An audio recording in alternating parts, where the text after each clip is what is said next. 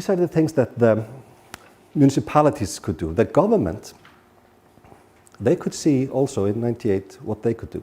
And there are age limits to buy tobacco and alcohol, 18 and 20, which I guess is the same here. Yeah.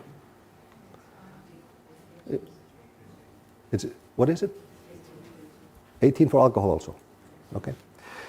Anyway, the age of adulthood used to be 16 years. It was raised to 18, which was very important because then it was possible to intervene if there was a problem with a child at the age of 16 or 17. You know, because it was then still a child when the age was raised. There is an advertising ban. We are in a rather strict environment. Of course, advertising doesn't mean much in the world of the web, but still it's a message. And the beer producers in Iceland are all advertising alcohol-free beer, of course. There are guidelines on outside hours for adolescents.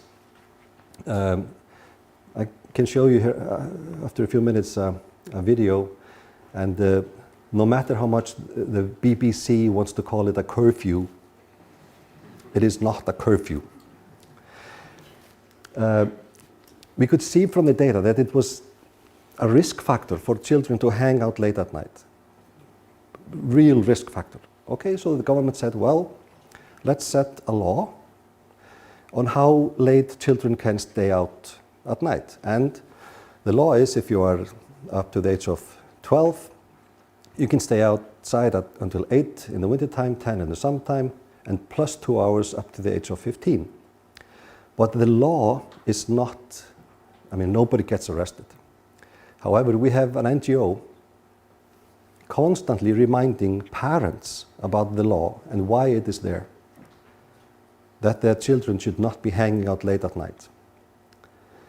And now the parents, they know that this is a risk factor and there is a law.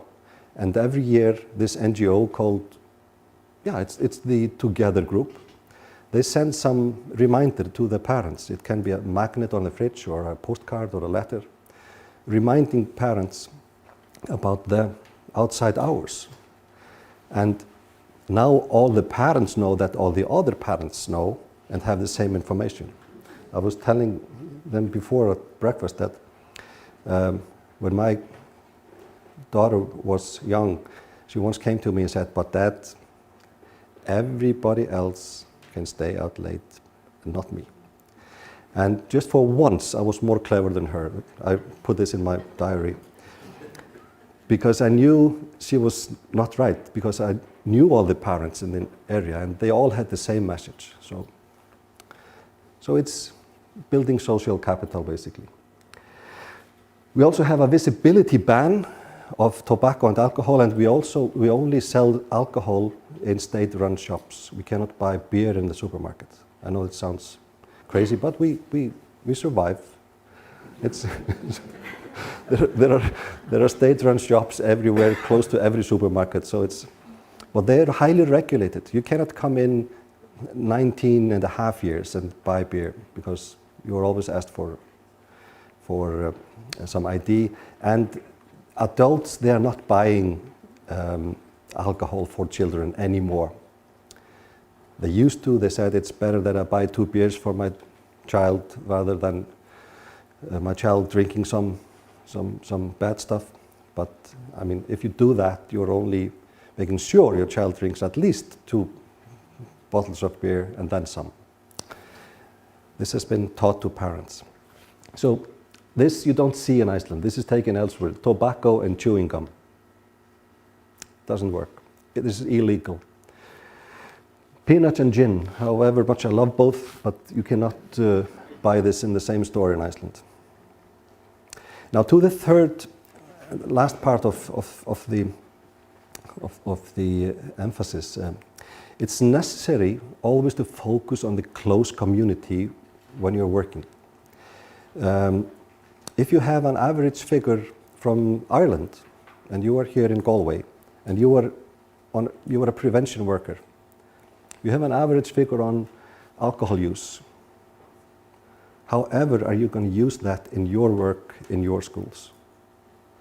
the first thing you ask is, well, does this go for Galway? You don't know. And also normally the findings you get are a few years old, so it's anyway not of much use. So people working on prevention in Cork, they have absolutely no need for information from Galway and vice versa.